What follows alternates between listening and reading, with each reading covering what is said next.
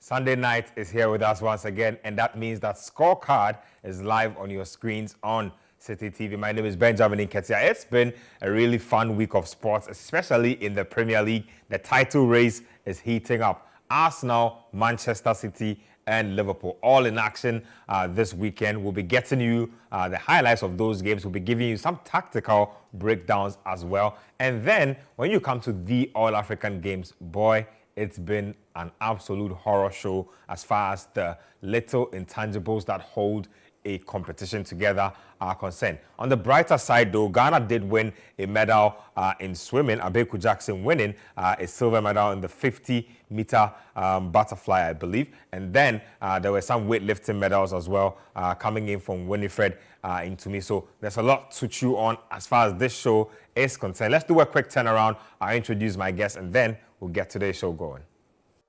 Welcome back to Scorecard here on Citi TV. For us here at Citi TV, it was a road show. It was an absolutely lovely time. Big shout outs to the people at Plus 233, the Jazz Bar and Grill inside Northridge. Big shout outs to everybody who also made the trip to join us to watch the game and also to enjoy the atmosphere. In the end, it was a 1-1 draw. We'll talk about that game a little later. Coach Christopher Nimley, Edwin Kwakofi, my good friends in the studio. Gentlemen, welcome to the show. Thank you, Ben. Thank you, Ben. We watched that Liverpool-Man City game today. It was a really good game. We'll get to that in a bit, but the All-African Games has been happening. Before I even engage you on anything to do with the games itself, let's get into some of the highlights from what's been happening. Abeku Jackson was in action for Team Ghana. Let's check out exactly what he did. He came out with a silver medal in the 50-meter final.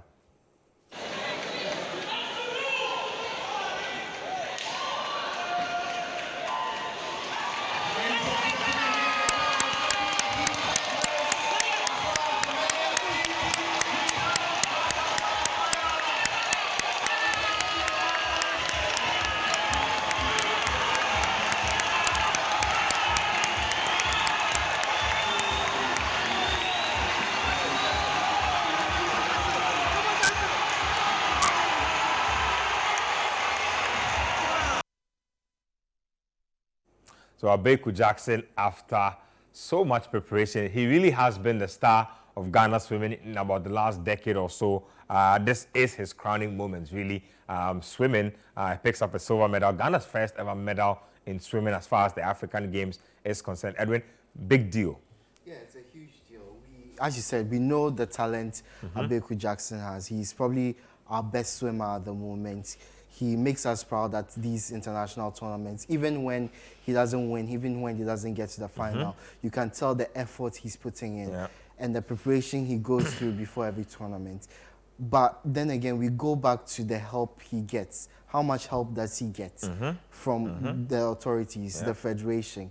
I remember a few years ago, he came with other teammates on the breakfast show asking for funds. We've not heard from them in a while because I'm sure they've given up. There was Ophelia Swain in there. I'm sure Ophelia Swain is doing a 9 to 5 somewhere. We don't hear of them anymore because they probably have given up. They know that help is not coming. Once you give them the help they need, once they have the preparation before the tournaments, obviously they are going to perform more, as we've seen. Not to even cut you, but Abeku Jackson actually has been away for 6 months in Russia.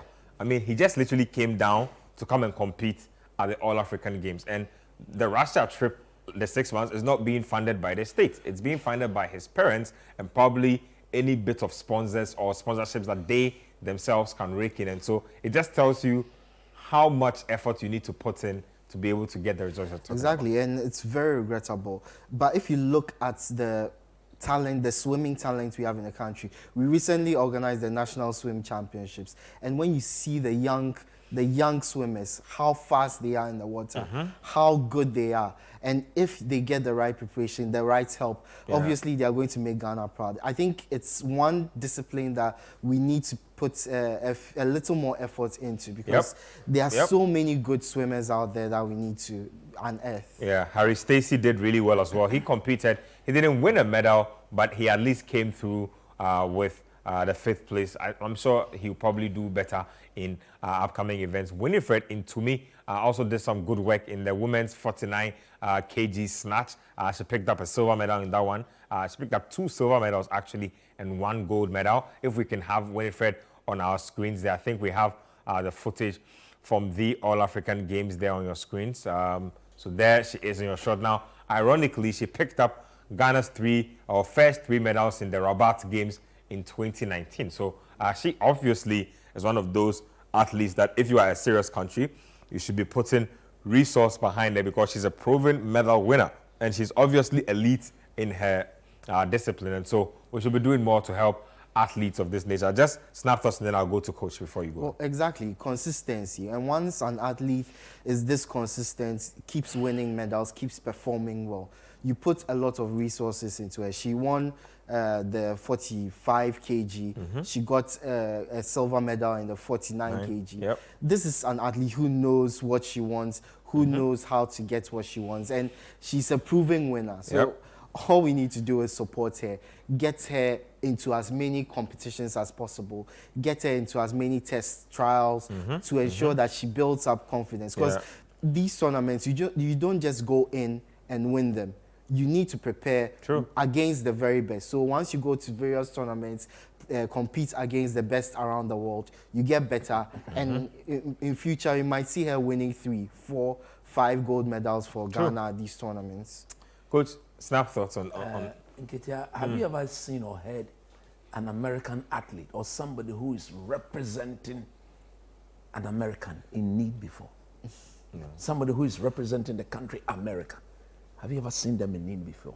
Russia, Germany, England, Spain, even come to Africa, Egypt, Nigeria. Have you ever seen or heard a Nigerian athlete not being given what he or she deserves, at least to get them to compete in the name of the country? And I like how you're bringing up these examples because I was up and close with Africa's #1 table tennis player, Aruna. He lost in the final to Egypt, but you could tell that he lost because his opponent was simply just better on the day. And the Nigerians themselves admitted that they had given him everything he needed. In fact, he's employed by the police service of Nigeria, but he does not work as a policeman. He's only a policeman by documentation. By documentation, so that at the end of the month, he gets a salary. What happens is that he's in some sort of training camp all the time. He's consistently working on his craft, traveling the world. Getting test games and stuff like that. That's how you treat. You see? And Haruna has won everything there is to win as far as table tennis is concerned, except the All-African Games. That was what he was looking for, and then he just simply fell short. They know that we did everything for you, but it's just a matter of we met a superior opponent. Why would such a person be motivated to compete for their country? It's as simple as that. And so for me, when I look and hear the sort of figures that we are throwing out there in terms of cash, but which country would spend close to $200 million and not find a percentage of that money? Coach, I'm telling you that we wouldn't have needed 1 million to train our athletes. Of course! We would not have required that much. We wouldn't have required $1 million. I can't believe this. How can you build infrastructure, get all the logistics needed, and not provide a proper training regime for your athletes? From what I've been observing, right, it looks like the individual disciplines have had to provide their own logistics from their own federations to compete. I watched on X a Ghanaian, I don't know whether it's the cycling so there's or the national cycling champion. They sat at the back of those were the badminton players. Pickup. Yeah. Look, they have to be transported in a coach's pickup. Anybody in charge of that, whoever is in charge of that, will have to come up to explain why that happened. Yeah. Because we've been told that we've rented over 300 vehicles. Yep. At the end of the day, our athletes, those who are representing the host nation, are sitting in the pickup, at the back of a pickup of their head coach. I couldn't believe that. I said, look, when we sit here and we speak, nobody loves and cares about this country. They say you should report only positive stuff. Can you imagine? Yeah. You spend close to $200 million, and when such things are happening, we're supposed to keep quiet. Let me just give you another instance. So the national cycling champion had to withdraw from today's race because his bicycle was not in the best shape. Now, ideally, the LOC is supposed to provide the cyclists with bicycles so they can practice, blah, blah, blah. Exactly. But it looks like our cyclists ended up using their own monies to purchase bicycles. And some of the bicycles were simply just not up to standard. Now, that same situation, they had a situation with their ambulance where there was no ambulance. So to be able to like cater for the race and whatnot. When they finally secured an ambulance, there was no fuel. So apparently it took an order from above, like we like to say in this side of town, to get the fuel to be put in the ambulance for the race to start. So the race started at least an hour and 30 minutes later than the originally slated time. Do you know the greatest harm you can do to yourself? Tell me. Is for you to embarrass your own self. Not an outsider looking down on you. But your own actions or inactions is embarrassing and bringing you disgrace that is beyond measure. We are virtually disgracing ourselves. Yeah. Not forgetting the 20-minute blackout at the Cape Coast Stadium during the Princesses and the Ethiopia game. Look, people don't care. For me, I am encouraging these athletes for the fact that we are hosting it. Yeah. Everybody, please. Put in your best. For the sake of this country, just put in your best. For your own self, For your own self. Yeah. Look at what you said about the guy who swims. Abeku, yeah. The parent virtually took him to Russia. I'm actually hearing that he's actually moved from Ghana to go to school in Russia. And he's getting his training over there. And he came down with a personal trainer. All at his own cost. Yeah. Look, people have to be sacked. People have to be made to explain. The local organizing committee, what were you organizing? Volleyball. They had to sit and wait for over an hour for them to be fixing the net. Why are you fixing the net on the day the games are starting?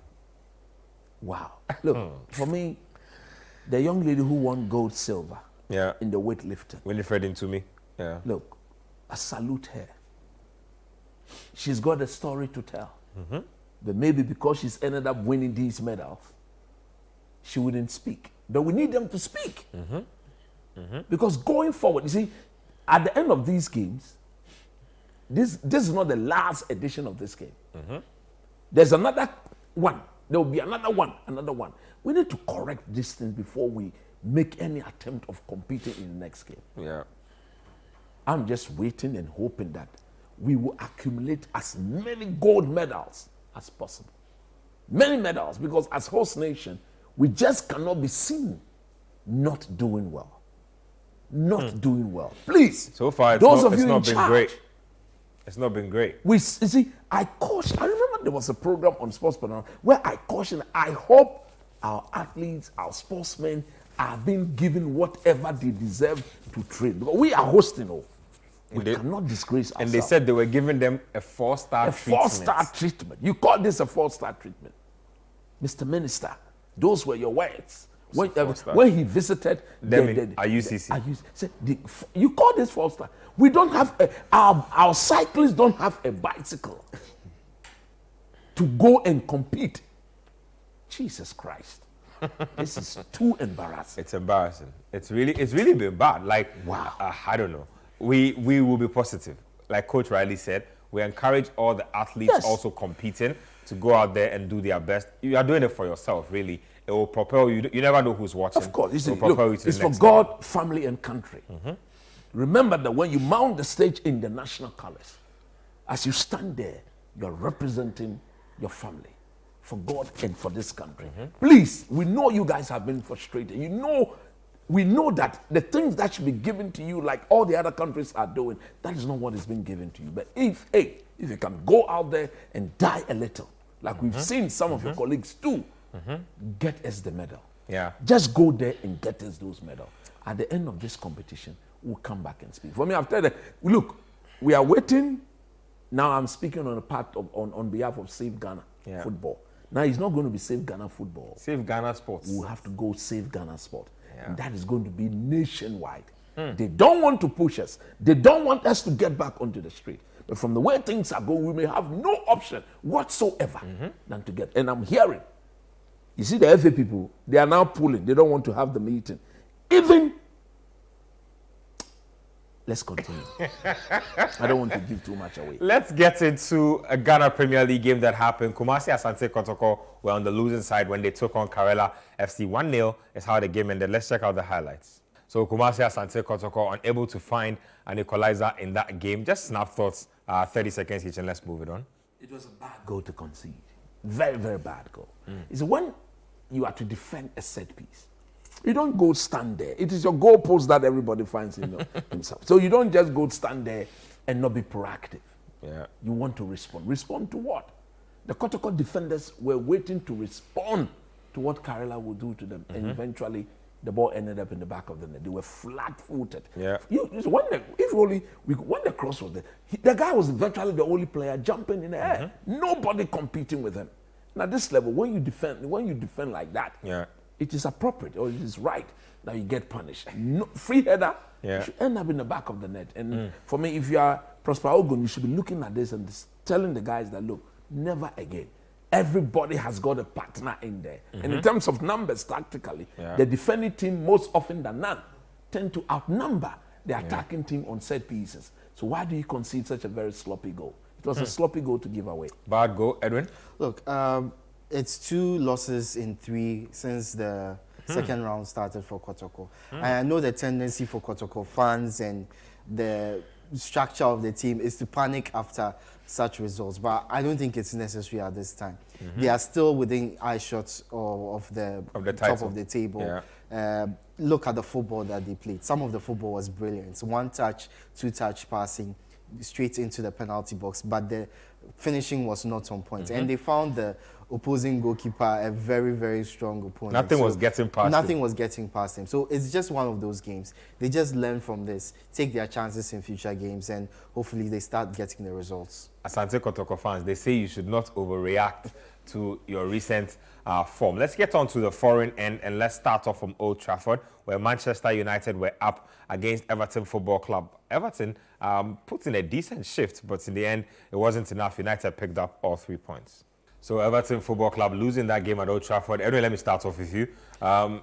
Uncharacteristic of Everton, I always expect them to give United a hard time, at least if not even win the game, compete. Yesterday, very uninventive performance. Look, maybe in the second half, but I thought that they were actually the better side for much of the game, much of the first half as well. They created a lot of chances, but it reminds me of the game at Goodison Park. Again, Everton were the better side.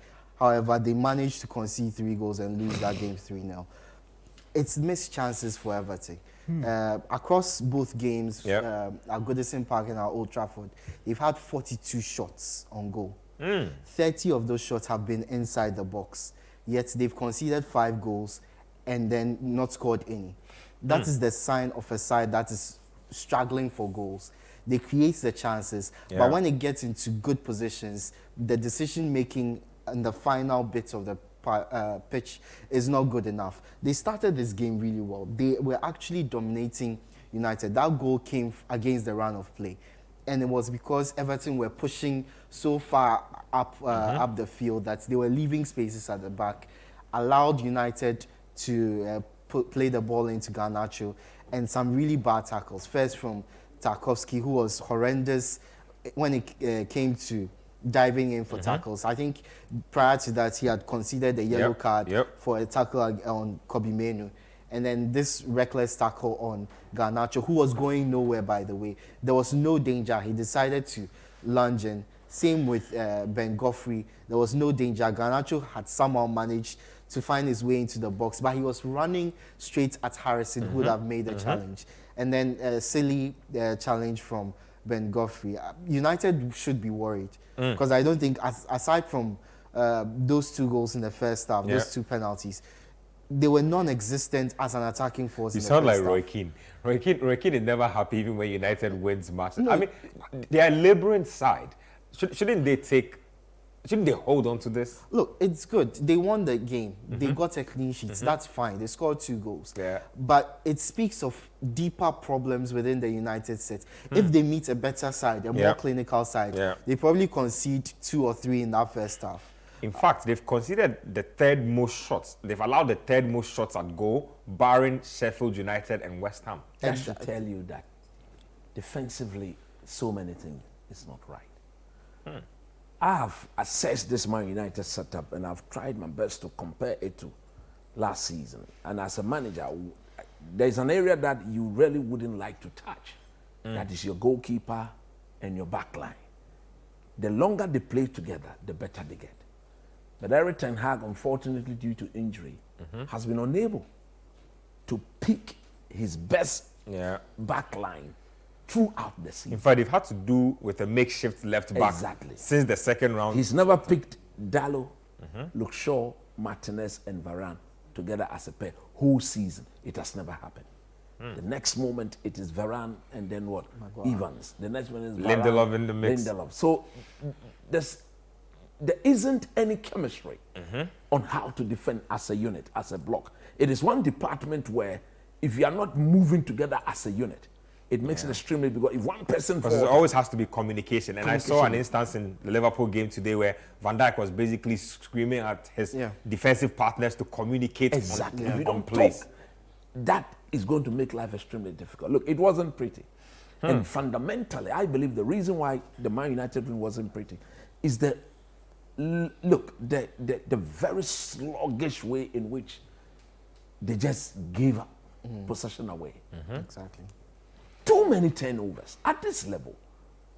Too many turnovers unacceptable, especially from Scott McTominay, especially from players like Rashford. Even Casemiro. Even Casemiro, uncharacteristic of him. For him, we know that he's a very good passer of the ball. The manner in which they gave the ball away without any pressure. So like Edwin said, if you do that against a quality opposition, you get beat. You get beat all day. So yes, I think the only genuine positive was the fact that they had a clean sheet. But even that, you look at Everton finishing, and you have to question. However, Lewin is looking for a goal in over 15 matches. That's right. Beto, the big name signing, is not scoring as well. And then Andrea Nana had to make some very brave saves. There was one situation where he had to virtually dive and then get hold of the ball. Onana actually kept United in this game. Exactly. But for him, I think they would have conceded. But look, it goes a long way to tell you that if you look at what we saw this afternoon and what United are offering, look, I agree they are 10 years back. 10 years behind. That is the Coach Dimley says Manchester United are a decade decade away behind. from Liverpool and Manchester City. Jurgen Klopp is going. I want to be the next manager of Liverpool. You know why? Why? The team is set up. No more. Lovely stuff. Coach says he would love the Liverpool job. Yes. I'm curious to see what kind of business Liverpool will do in the summer. I'm sure they will have a few more goodies to even spice up the setup right now. Let's take a break. When we come back, we'll go to the tactical board. We'll get to Arsenal Football Club. They are laying out a statement as far as this year's title chase is concerned. Welcome back to Scorecard here on Citi TV. The text and WhatsApp lines are on your screens. Do send us your messages. I'll be reading a couple of them. Let me know what side you belong to. Are you an Arsenal fan? Are you a Liverpool fan? Are you a Manchester City fan? What do you have to say about the title race and the results this weekend? Let's get to the Emirates and let's get to Arsenal's game against Brentford. Arsenal are trying to tell everybody that this race is not all about Manchester City and Liverpool. We are actually the leaders of this race. Check out the highlights of this one. Wow, wow. So Ramsdale, I'm sure he'll probably give a chunk of his next salary to Kai Havertz, because Kai Havertz has gone from being the nobody at Arsenal to being a match winner for the Gunners. Big game for the German international. But Coach will will talk us through a few of the trends and a few of the weaknesses that showed up during the execution of this game. Coach, take us away. So tactically, there were issues with all the 3 goals in that game. Again, Declan Rice have shown that I think he's the signing of the season. He is. No two ways about that. I've never seen a player, or this season, he's the only player who's gone into a team and he's made the team better. They were very good last season. They came second, but Declan Rice's presence has given them the belief that they can go all the way. Now, some of us have always believed that there are times where Jorginho should be given the license to play, and Rice, for the fact that he can cover the ground, he should be given the license to do a bit more of box to box. So Arteta heeded to that call and went into this game with Declan Rice and Jorginho. But anytime Arsenal was in possession of the ball, Rice was given the license to join the attack. So when you roll this again, tactically, if I should stop it here, you watch, this is Onyeka. Is that his name? Onyeka. Onyeka. Yeah. My brother from Nigeria. This is Onyeka. Where is he? Here. That is Onyeka. Tactically, his marker is Declan Rice. And whatever Declan Rice is doing so beautiful here is the fact that he's locating the blind side of Onyeka. Onyeka, there's a huge gap between him and this Arsenal player. So you ask yourself, what is he going to close down? You don't close players down like that. You close players down when naturally the space in between the two of you is very short, and therefore you can pounce and make life uncomfortable for them. But even at this moment, his movement completely wrong. And look at what happened. Arsenal didn't even go to Rice. They brought the ball back. And at this moment, he's completely lost touch of Declan Rice. Look at Declan Rice's movement now. If I pause it here, this is Rice. Yes, this is Rice. This is Declan Rice here. No, at the other one, this one rather. Yeah. Okay, that is Declan Rice. Sorry, let me try and delete that. Delete that. Okay. Yeah. No. 1 minute. No, just take it to your bin. Yeah, the bin over there. Delete that. Okay, so this is Declan Rice. This is Declan Rice. At this moment, Rice is heading towards goal. He's moving because he now believes that he's one of the box-to-box players in the game. And look at Arsenal. If you look at the shape of Brentford here, look at the number of players they've got. 1, 2, 3, 4, 5. So there's absolutely no danger. They are in charge of the situation. Tactically, he is supposed to come and close down Saka, because the pass is going to go to Saka. He did his job wonderfully well.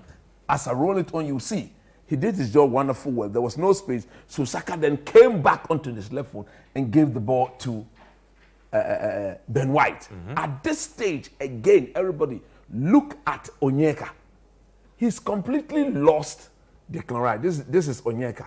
But look behind him. Who is the one standing behind him? It's Declan Rice. And Rice now sees the gap that, look, Havertz here is occupying just beside Havertz. There's a center back there. Yep. So the center back has gotten his job spot on. The only savior, as we speak, for Brentford here is again this guy here, because he can see Declan Rice. As for Onyeka, Rice is behind him, so he's on his so blind he's side. Completely non-existent. He's not an active. He's just passive. Yeah. Maybe he will respond to the next move if Brentford were to repel the first ball, and then he can pounce. But at this stage, he's completely non-existent. And look at Declan Rice's movement. His movement is absolutely delicious. And Rice's movement, He gets in between the two center back. One of them occupied by Kai Havertz, and the other one too is a bit undecided. Is the cross going to go back where there's a free Arsenal player? Again, very undecided. But look, Ben White just put this cross in the best place it could be. And there was Declan Rice heading the ball into the back of the. And you could tell that the Brentford defenders were disappointed in themselves. No, but technically you could see the guy looking at Onyeka. What was that? Like that was supposed to be your guy. That was supposed to be your guy. Okay, the moment he committed himself to the initial tackle, that got Rice to go away from him. He should be looking for him. He shouldn't keep his eyes, because everywhere the ball went, Brentford tactically has a solid defensive line cover, and they were dealing with the situation perfectly. If you look at it here again, beautiful. It came to what? Saka. Saka felt that he could go 1v1. Couldn't. Brentford had absolute control. At this stage, look at Onyeka, virtually sleeping on the job. And at this level, when you sleep, you get punished. So that was it for the first goal. Now let's go to Ramsdale error. Ramsdale error. I don't know, but maybe, look, my only conclusion from this is the fact that this is a goalkeeper who has never been happy. No, Coach, the fact that he's been dropped. Coach, Ramsdale did something I didn't understand. What did he do? Ramsdale did the starter step. Like, yes. You know that? What was that? I couldn't believe it. As if he was trying to get some extra power into his leg. Oh, man. This is what shocked me. Just watch this. When the ball was given to him, let me pause it here. When the ball was given to him, he had options. Yep. He could have gone back into the straight to Gabriel. Yeah. He could have gone long, but you see that he allowed the ball to roll across and him. I thought that once he allowed the ball to do that, there's an Arsenal defender here. Yep, he should have passed Look the at ball. Saliba. Everybody look at Saliba. This is what? This is Saliba here. This is Saliba. Tactically, just come to Saliba. And Saliba has an option here as well. There's to Ben pass to. White. He delayed and delayed and delayed. And then That's what I'm saying. He was doing that. I couldn't believe that. What is that? Was he now warming up as to what He was Brentford warming do? his thighs. Revving his engine. Look at that. Look at that. Look at it. Look, absolutely unacceptable. And I think that, look, it's a clear indication of a goalkeeper who is not being happy. Yeah. He was doing very well. You see it properly in the slow-mo. Yeah, he was doing very well. goodness. But look, once a better goalkeeper comes in, your Yeah. position is under And threat. Raya didn't play this game only because they were playing against his parents' team. His parents' team. Yeah. He's on loan Yep, from Brentford, from Brentford. and there's no way he's going to be part of that. And for me, Arteta should be very watchful. Look at this again. Anytime, man. no trouble, no Yeah, problem look at- whatsoever. look Watch at- that. look at Ramsdale again. Look at he controls. Come here. This is Saliba. Come, what is he doing? You say- Warming up Yeah. to do what? You say it again. Look Look at at it. it. Look at Ramsdale.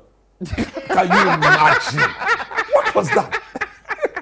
What was that? Oh, And look, man. so this is clearly a goalkeeping error. You should Terrible, have known terrible better. goal It's to concede. absolutely terrible. Terrible You goal don't to do concede. that at this level. You get punished. Down, this is the winning goal. Look, at this stage, every Arsenal fan were sitting on tenterhooks. Yeah, they thought this game was gone. Like, look, if we don't win this, And Liverpool or Manchester City to win. win tomorrow, which is today. Yeah. Clearly, what are we up to? And look, if Arsenal had not won this game, they would have gone for the Arsenal players. But look, beautifully, one thing that they did so well Yeah. at this stage, they needed to be patient.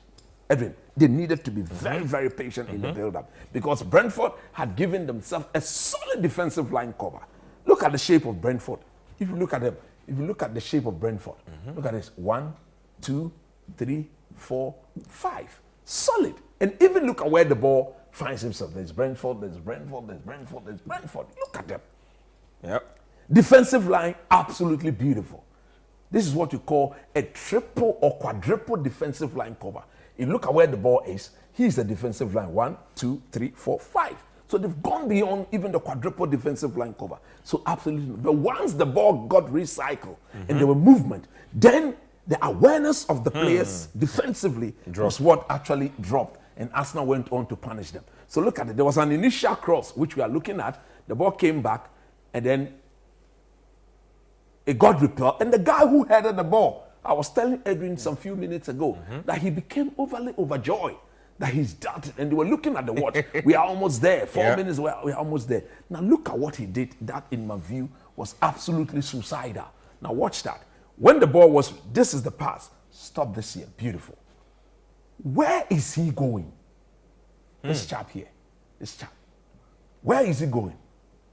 Yep. This one. Where is he going? Who is his marker there? He's supposed to be closer to Kai Havertz. Because look at the situation here. These are the two Arsenal players. Yep. And these are the two Brentford. So there's a 2v2 that's sorted out. Yep. Kai Havertz is your defender. He's coming from his blind side though. But that's where He moved. Shouldn't the guy in the number 8 also be probably Of course. looking at or talking to his See, guy? him here, he's in front of the ball. So naturally we say he's passive. He's not active. Active, okay. He can only be active on the second ball. Or when the ball is repelled, then he become an active player. But at this level, he's tactically not very, part of very the passive. sequence. So when you roll this, the replay will show it clearly. So you see, having let go of or having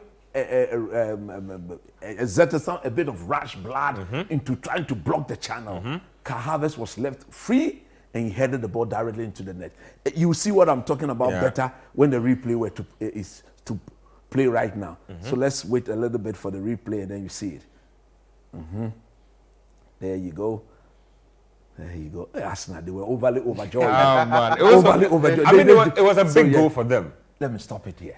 At this moment, he's headed the first ball away. Bing, the same player. He's headed it away. He got up. He should be looking at Kai Havertz. Watch him. At this In moment, fact, he has him inside, and then he turns away. So I was wondering, when the pass was given, look, there were two players here in my view. This and this. They could block. They were making every attempt to block that cross by all means. And he should have given them the chance to do so and stay with them, because there was absolutely no way the goal scorer was going to come from the cross. He was definitely going to find at this place. Look at it, tactically beautiful. 1, 2, 3, 1, 2, 3, 3v3. Everybody has a marker in there. So stay calm and focus and concentrate on your marker, and you see. But unfortunately, he hesitated, and then he decided to go in there to go and block the ball. You can even see his teammates pointing to Kai Havertz. Havertz. That's what I'm saying. Stay there. Just stay in your position. See, they are aware of the situation. But the moment a bit of rash blood, watch the ball. Where are you going? Who is there to go and block? He's leaving his marker, and therefore he gets punished on the. Oh boy! But this is patience personified on behalf of Arsenal. Yeah. They were very calm. Time was not on their side, but they kept doing. Look at him; he's struggling, diving into hell. What sort of defensive? That's a pretty good, like, aerial header from somebody who doesn't do a lot in the air. No, but if you give Kai Havertz this free header, And he doesn't fancy the He's physicality. 6'4", actually. He's taller than most players in the box. He doesn't fancy the physicality of such game, but once he's that free header, you punish it. So tactically, you look at all the 3 goals; they were avoidable goals. And when you defend like this at this level, it is proper. You get punished. Coach, you can take a seat for now. We'll go to another game to tactically analyze, but let's get into the game that involved Aston Villa and Tottenham Hotspur. That game was also played today at Villa Park. Villa had a really enviable home record, but today it all just really capitulated for them, and Spurs ran routes. Let's get to the highlights. So Timo Werner feeling right at home with Tottenham Hotspur, getting on the score sheet once again. Edwin, let me get your thoughts on this one. Villa was supposed to give Tottenham a challenge. It didn't play out like that. Emery will be disappointed with that red card as well. Look, this is a massive, massive win for Spurs. It's a statement, because Villa are supposed to be a very good team, especially when they play at home. They are very difficult to beat at home. And they are a strong team overall. So for Spurs to go to Villa Park and put up this performance, especially in the second half, it's a massive statement. You mentioned Emery's disappointment in that red card. I think John McGinn should be disappointed in himself for that. What was that? It was 2-0. The game was finally balanced. If Villa gets a goal there, it makes back things in the game. Yeah, it makes things really difficult for Spurs, because now the home fans are behind them. They are shouting, they are screaming them on. But then you make that tackle and basically end any hopes of Aston Villa getting back into this game. I thought that in the first half, it was a level game. It was basically balanced. Both teams were getting their chances. That midfield battle was very good to watch. In the second half, Spurs took advantage because they emphasized more play on that right-hand side. Because they realized that with Digne, who likes to go forward, and then Tielemans, who is supposed to be helping him, he didn't drop back as much as he should have. So with Pedro Porro, Dejan Kulusevski, and of course, Matar Sarr, who assisted that first goal. Played a really good game today. He was wonderful. Him, Odogi on the left-hand side, Pedro Porro at right back, and in midfield, Yves Bissouma. Like, they were fantastic throughout the game. And first of all, the cross was brilliant. Pedro Porro was brilliant. Kulusevski beat his man countless times. They created that overload on that right-hand side. So Kulusevski had fun today. Yeah, when they had the ball on that side, Villa, of course, leaned over to that side, leaving spaces for Son, for Brennan Johnson, for Timo Werner to score. And I think this was a huge performance for Spurs. It's put them within short of Aston Villa, who are in fourth place. I think 2 points off them. 2 points off them. I think they have a game in hand. They have a better goal difference. But unfortunately, that game is against Liverpool. It's against Liverpool. At Anfield. And if you look at what transpired in the first leg between Spurs and Liverpool. Liverpool will be upset. They will be out for blood in that game. It's a game that they were winning. They were going to win. I believe that if that goal had... I think Liverpool eventually lost that game. Yes, they lost. It was 2-1. Last minute. And at that time, if Liverpool had gotten that goal, solid. Look, Edwin has highlighted everything I wanted to talk about, but the only thing I want to re-echo or emphasize on is the fact that McGinn, if I'm the coach of Villa, sits out the next 6 games. Yeah, he needs to be fined. Look, what happens typically is that I think he'll get a fine. Yeah, he'll be fined like a week's wages. Or maybe if he's the first offender, he probably get a warning. No, you see, as captain, when your team is down 2-0, you are the one supposed to have a cooler head, rally your guys. You're supposed to calm down. Yeah. Where was what's the name of the young man? Is it Igozi or what? Udogie. Idoge. Where was he going? Nowhere. Completely just He was in his half. Yeah. And he's had some little rat-a-tat-a-tat, some good dribbles.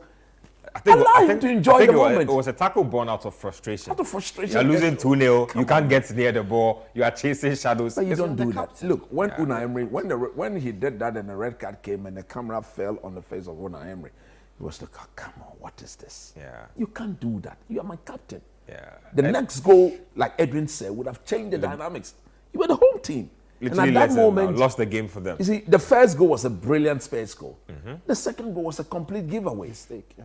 Complete giveaway by, is it Konsa? Yeah. I don't know what he was doing there, but having done that, rally everybody and let's go and see where we can get the next. Because all they needed to do was to avoid defeat. If they had avoided defeat in this game, I think top four would have been, look, the two teams have Man City, Arsenal, Liverpool stay to play, so there's a long way to go. Let me read some messages. We'll take another break and then we'll have more tactical analysis for you. This one here is from Kojo Freedom from Pantine Hospital Nursing School. Says, what I can say is that the focus should now be on the athletes and not only on football. Julius Scott inside our front planes says, I think Pochettino should be given more time to build, but he needs to improve as a coach himself. As for my team Liverpool, I would say it's a bad day at the office. Better luck next time. This one also from Joseph Frimpong from Bone Race says that interestingly, when Man United wins, coach is in. We thank God for seeing you today. Waiting to hear your analysis of my Arsenal, who are top of the league now. We hope Last week I was here. this conspiracy they are weaving. I don't even know. He said we hope Arteta will not overthink and make silly mistakes. My wife and I have been waiting for so long to win the EPL. May God help us. That's why if you see marital heartbreak. Anytime I'm not on the show, Yeah. two things. It's either I'm under the weather or it has to do with maybe some family committee. Yeah. These are the only two things that will keep me Don't away. mind them. They know they're just trying to be mischievous. More messages coming through. Kinsman from Cape Coast says, I see Arsenal winning the title, and I second Alex Arnold for saying that Man City just have money and they buy the best players to win trophies. Hey, it doesn't matter. Obua from Dansoman says, good evening, Ben. Even when Arsenal were at the summit of the season or the table for close to 26 weeks last season, they bottled it. Tell them not to come and bother us. Bottle FC, he says. This one here also from Safo Kantanka says Arsenal is winning the title this season. Thankfully, all the injured players are back. Gunners forever. This one says, good evening, guys. Coach, thanks for your submissions. Our athletes should give their all for themselves and their family and forget about doing it for the country because that's the best thing to do. I think Liverpool should have won the game today. Julius from my front planes again. This one says, Kobina Ejiri, watching from Dansoman, says, Ben, I like your outfit. Thank you very much. I'm just waiting patiently for Benfica to make my night a good one. Charlie, boys. Anyway, Charlie, let's take a break here on Scorecard. When we come back, we'll have that Manchester City versus Liverpool game for you.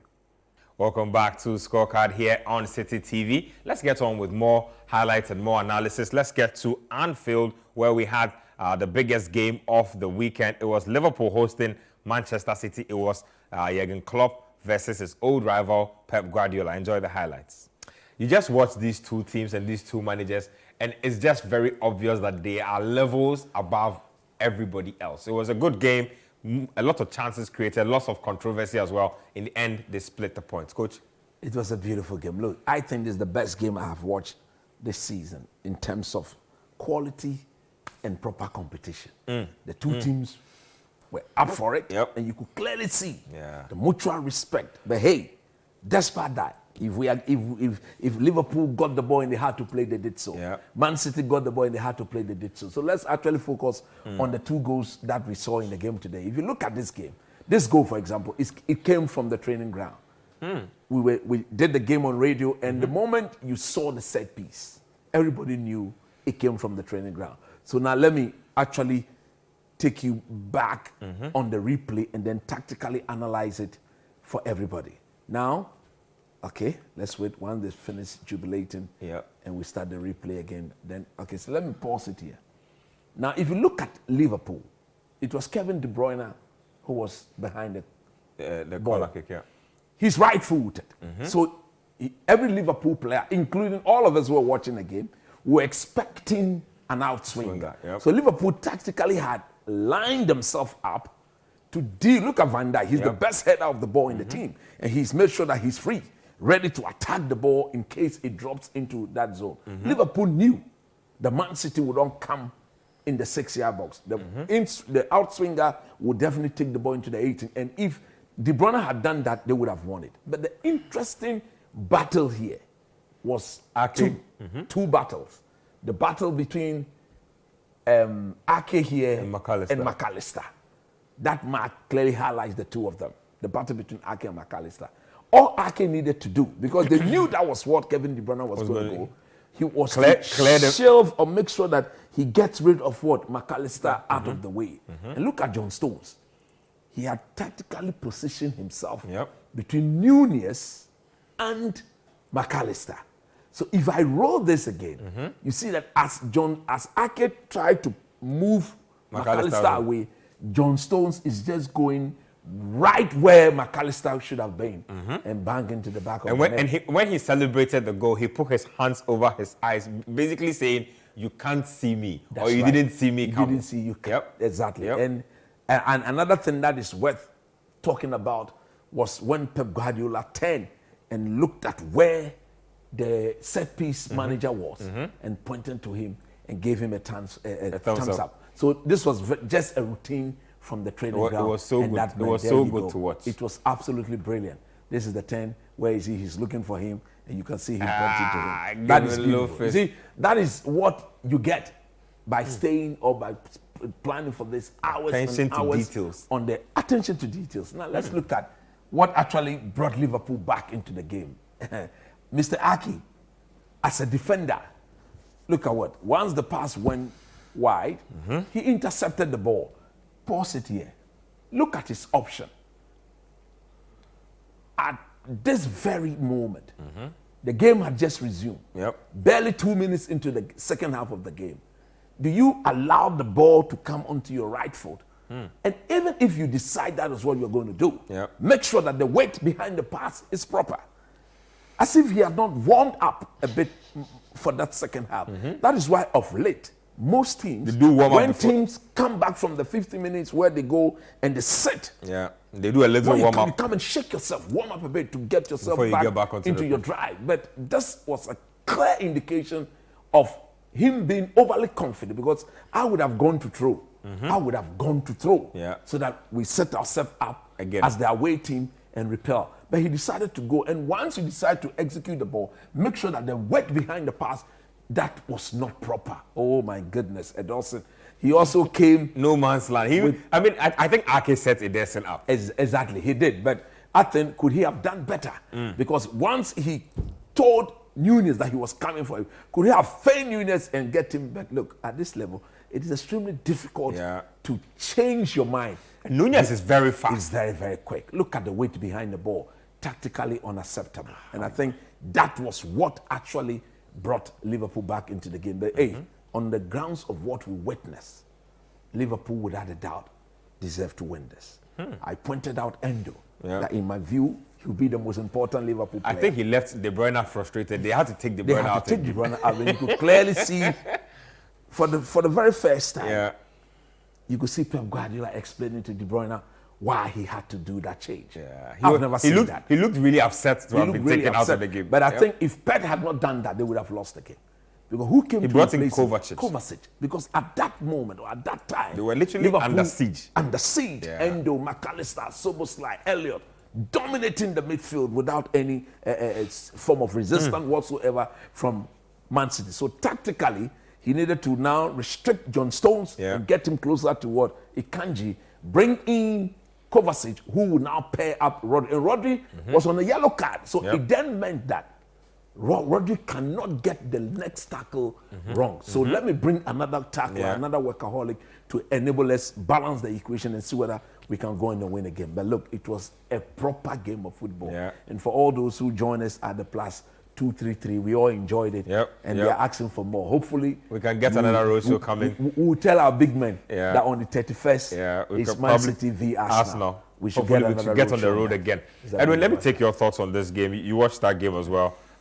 Liverpool, again, have failed to beat either of Man City and Arsenal this season. Some way, somehow, they are still hanging in there. Man City are in the same boat. Haven't beaten Arsenal, haven't beaten Liverpool, but are still hanging in. Arsenal have 2 wins against both teams. Look, I have never seen a team rattle a Pep Guardiola side as much as Liverpool did in that second half. Just before you continue, you saw Pep jubilate at the end of the game? Yeah.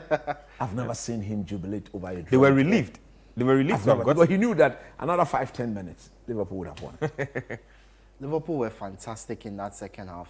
And it was down to a couple of reasons. First of all, as you mentioned, Endo was brilliant in that midfield, along with McAllister. But he in particular, the way he controlled the midfield, the way he moved the ball about, moved the Man City players around that midfield was fantastic. But also, Rodri's yellow card, it played a significant factor in why Liverpool dominated the midfield. He couldn't move as much as he wanted to. He couldn't make the tackles, you know, those small niggly tackles that he usually does. A little dirty in the mix. Exactly. He couldn't do that anymore because he was already on a yellow card. It meant that Endo was the one controlling the midfield. It meant that he had to delegate it to other players. Yeah. Alvarez couldn't do that job. Kevin De Bruyne couldn't do that job. Bernardo Silva couldn't do that job. So it meant that Liverpool had more control in that midfield. And obviously, once they start passing it about, once they start pushing players forward, they are going to control every aspect of play in that midfield. It was a wonderful win. It was a wonderful game. Yeah. A wonderful result for Man For City. Arsenal. For Man City. For Arsenal. For Arsenal. For Arsenal. Because They were now, happy. Arsenal fans were praying for a Oh draw, my and a goodness. draw they got. now they stay on top of the Let's league. see. Yeah. If they win every single match until the They are end of the champions. season, They are they are champions. champions. Yep. But we know it's probably not going to happen because they are going to face Man City at the Etihad. They have They're Liverpool playing- to to play play at Liverpool Anfield. as well. But it puts everything in their hands now. And I think that Pep Guardiola will be happy to see the back of Jurgen Klopp with how he outplayed him today, Yeah. out And Liverpool had a couple of key players out as well. They did, and they had players returning from injury who are not very fit. If Salah Sobos- was fit, they exactly. win it. Szoboszlai was not very fit for this yeah. game. Salah was not very fit for this game. So they had to rely on the players on the Yeah. edge, the reserves, to get them through this game. And if their reserves are playing this way, then if they play this way against every single team in the Premier League, they win the Premier League easily. But just a quick one. Yeah. Look, I want to thank Jurgen Klopp Yeah. for the way he's built this Liverpool team. Last season, we were crying that midfield Yeah. needed an overhaul. Yeah. And I remember you asking a question on the Rich Show where you said, Arsenal the surprise package of the 3 competitors. I said, no, I think Liverpool actually is. Yeah. Because they were 6th or 7th. They went in from the league. finishing outside the top 4 Exactly. to competing for the title. They are the surprise package. And it's a completely new midfield. Szoboszlai, McAllister, Endo. They've not played together. This is their very first season. And for them to have marshaled this Liverpool midfield. They've the way learnt they are the doing. system that Look, well. Today, Kwanzaa, that Ghanaian Oh, boy. boy. Goodness me. Absolutely brilliant. He had more touches on the pitch than That every early- other player Can you today. imagine? Yep. Look, the confidence with which. And They always went back to him to recycle exactly. possession. And I think it has to do with his partner, VVD. Look, VVD is that good, so he makes everybody in and around him. Yeah. He He also had a really good game today. game, It's a almost, solid I game. think he's woken up. It's Yeah, as if, of course. It's as if he felt like people were disrespecting him Yeah, he said a he lot. was looked down after that Yeah, bad injury yeah. at Everton. And the young man, Bradley, at right back. I Oh, think he's boy. one for the future. Oh, boy. Super right back. Look, Liverpool, like Coach says, look, Klopp has done a really amazing job promoting the youngsters, recruiting players. Whoever inherits this Liverpool team will be expected to do or hit the ground running right away They because should go get Xavi Alonso. Yeah. Look, Bayern Munich are Bayern trying are to. second Bayern round, Bayern they're have also- started talks already no, with him. No, but I don't know why Liverpool haven't started talks around him. Yeah. Jurgen Klopp is on Maybe record Liverpool to are have still said, trying to convince Jurgen Klopp to stay. I don't know, but I have a feeling. You know why? Michael Edwards, who was Liverpool's transfer guru in a lot of the big names that they brought in, Is coming back. I don't know if they are bringing him back as part But of the look, post-Klopp era, Klopp or they are said bringing him to something. convince Klopp to stay. Klopp said something when the interviewer asked him, is he going to miss this? He said, why do you always ask me this question? I've answered it several times. You know what I miss? I miss everything about my life. So I want to go back. Look, Yeah. the man looks very drained. Yes. Yeah. Allow him to The win Liverpool some job seasons. is a draining. A Premier League manager's job is a draining job. Let's get to the Italian Serie A, where Inter Milan are literally running away with the title at this point. Let's get back-to-back highlights. AC Milan, Empoli, and then Bologna, Inter. So AC Milan needing an Okafor goal to rescue 3 points against Empoli. Inter Milan also doing it in the same style, a lone goal. But Inter really are runaway winners at this point, Edwin. Look, they've been fantastic this season, scoring goals for fun. But even when they aren't, they are not letting any in. And this was a game against a very difficult Bologna side who have had a very good Thiago Serie A Motta season. coaches Bologna. He's Yeah. one of those young guys to look out And for. then I think they're in the top 4 of the Serie A at the moment. They've been playing some good football. So to go there, they're and fourth, to- actually. Yeah, to go there and to get a win, even in very difficult circumstances, it speaks a lot about Inter's mentality at the moment. They don't want this to let this Serie A title go. They want to win it at a canter, and this is exactly what they are doing. They are doing the same in the Champions League. Yep. Even when they are not scoring goals, they are not letting them in. I think it's very important. As I think Ferguson said, it, defense wins you championships. Yep. And that's what we are seeing with Inter at the moment. Inter Milan gathering momentum, coach? I think they are already champions of Italy because I don't see anybody clawing back a 16. Not Juventus, not Napoli, no. Juventus virtually struggled to a 2-2 draw with Atalanta at home today. They've And been one would have labouring. thought that, look, they would have given them the necessary competition. AC Milan, in defense of their title, Napoli, in defense of their title, have had to work with 3 managers already. Agreed? Yeah. 3 managers. And if you do that, they are just hoping that they will get Champions League football, but even that they are far off the pace. So this Inter team have shown that they are indeed, look, I can't wait to watch them against Atletico in midweek in the Champions League. That's going to And be an absolute cracker. Yeah, I watched the Atletico game where Diego Simeone rested about 7 of his first choice players. They are trailing the tide, I think 1-0 already. 1-0. And therefore, that game in Spain is going to be a blockbuster. And for me, I still do fancy Inter. Inter have been brilliant. Remember, they were in the Champions League final last season. They lost painfully to Manchester City. Rodri making sure of that. This time around, I'm sure they have plans of their own. Let's go to Germany, where Bayern are trying to put their troubles behind them. They were in an absolute rampart form this weekend. They put 8 past their opponents over the weekend. Check out the highlights. So Bayern Munich, in midweek, putting Lazio to the sword in the Champions League, have followed it up with an 8-1 thrashing of Mainz. Looks like they're trying to end the season on a high, trying to make a statement of some sorts. Look, this is the kind of performance you expect from Bayern Munich. Lots of goals, lots of attacking play. We've not had this in a very long time from them. It's good that they managed to get all those goals, but there's one problem that still exists. They go into every game and you know they are going to concede. Yeah. You know there's a goal going to go. Even when you beyond score 8, you let in 1. Yeah, this time it was a very good free kick, but every game you are certain that one will go beyond them. Yeah. And in games where the attack is not up to standard, where they don't find the goals, those are the games where the conceding of goals is going to affect them. But it was a wonderful win. Again, Harry Kane, as I've been saying, he's had a brilliant season that Individual has gone season. under the radar because 4 hat-tricks. Yeah, That's a Bundesliga record, I think. again, How many points are they up behind Liverpool? I think 10. last I'll time I have saw, to I probably think it refer was to my 8. table. I think 8. It was 8 or 10. Is that 8, right? 8 or 10? And Leverkusen 8 or haven't 7 dropped points Yeah, since. they won. They also won 2-0. Yeah. So it's a season that Bayern would like to forget, but they might even channel all their energies into the Champions League. Hopefully, if they win it, it will still be a very successful season for them. So it's 10 points behind 10 Leverkusen, points, actually. Let me just ask this question to both of you. First of all, coach, if you are Harry Kane, if Bayern finished the season trophyless, Champions League and then Bundesliga, what do you do? I think it depends on the offers on the table.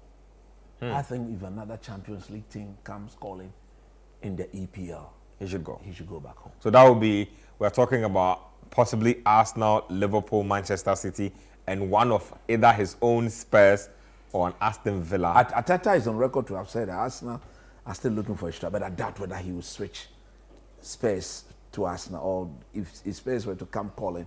Yeah, I'm whether not he wants to sure. go He back. He wouldn't want to tarnish his legacy with Spurs, so he wouldn't want to go back. But look, it depends on who comes in to replace Thomas Tuchel at Bayern Munich and True. the project that will be. Because don't forget, how old is he? 32 now. Yeah. He's about 32 years. He's getting to the end of his His career. I prime, think he has the next Two, two three. seasons Yeah. in him as a top number 9. We've seen Lewandowski after 30, 34 yeah, years begin to he's- decline. and that will happen to Harry Kane. And like I said, if the people at England, Southgate is watching, I think he's a fantastic ball player. Play him as a number 10, Oli Watkins As a number main 9. striker at the Euros, and you could get something Edwin? good from that. Look, I think he should stay. Bayern aren't going to be this bad 2 seasons in a row. They are going to Fair. win The next Bundesliga title. next season. Kimmich he's refusing to sign. Alfonso Davies is going. Musiala is refusing to sign. He's going. So it depends on what goes around. the team. I think a lot will happen around Bayern in the summer. Yeah. So the Euros is going to be very important. True. If England do manage to win a title, I don't think he's going to care much anyway. If they don't, then he'll start thinking about things around him. Maybe PSG. You never know. That's the most likeliest location to for win the title. a win. To Then go. Leo or Marseille will win the title when he but I goes to think PSG PSG. will be weaker without Mbappe. next Exactly my point. Let's get to one more highlight before we round it up. We have just about a couple of minutes. It was Barcelona up against Mallorca. Barca labored, but in the end, it was the wonder kid, Lamine Yamal. What a goal.